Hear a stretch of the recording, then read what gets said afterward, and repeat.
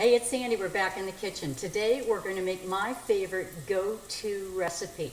It's like take any protein you've got, take any vegetables you've got in the house, start with some onions. I like to add a little garlic.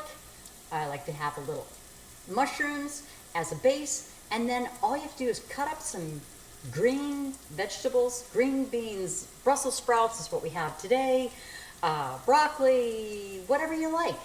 And then I've also cut up a chicken breast, okay? So, now what I want to say is don't be afraid of it turning brown. As you can see, I started the onions and they're turning brown. And then I left the mushrooms in there too. So now I'm going to put them all together. And you can see they're brown. And they look like, oh my goodness, they're sticking to the bottom. But you know what?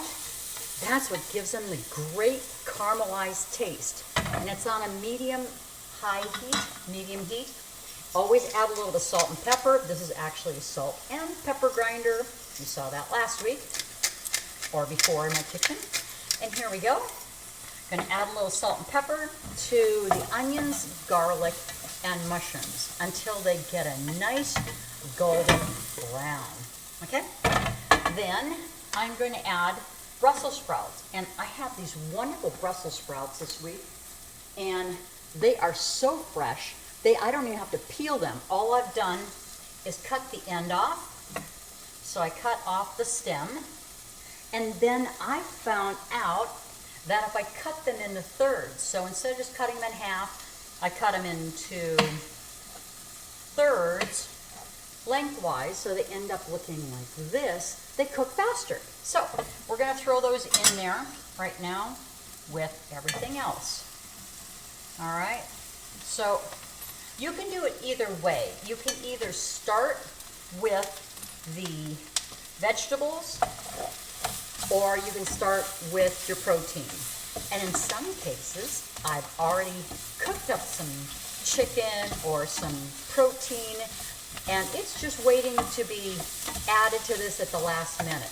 And sometimes I'll actually even undercook it on purpose.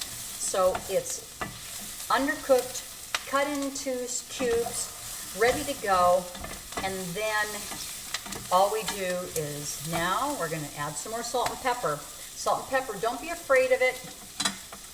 Make sure you don't add too much, but this is not your regular Morton salt. Nothing against Morton, but it's iodized salt, and we don't need any more iodized salt. We want to have some kind of Himalayan salt, some sea salt, something that's going to give you some minerals and good stuff, right? So now we're going to cook these up, saute them up until they look nice and brown, like the onions and the mushrooms and the garlic did. And sometimes you'll have to add a little extra oil or a little bit of ghee. When I cook mushrooms, I add a little ghee.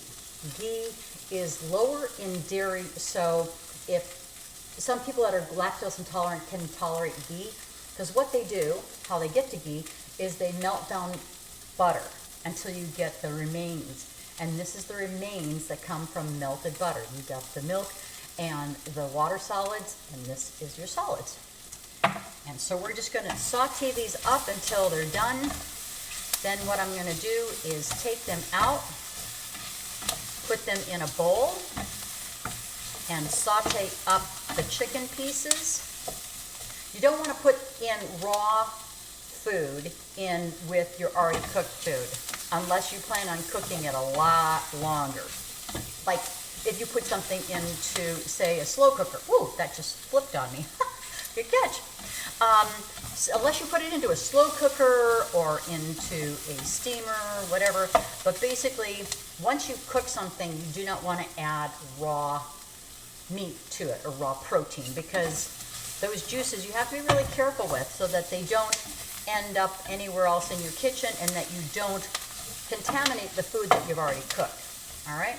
So we're just going to take this out of here for a second and put it into a bowl. So here we go.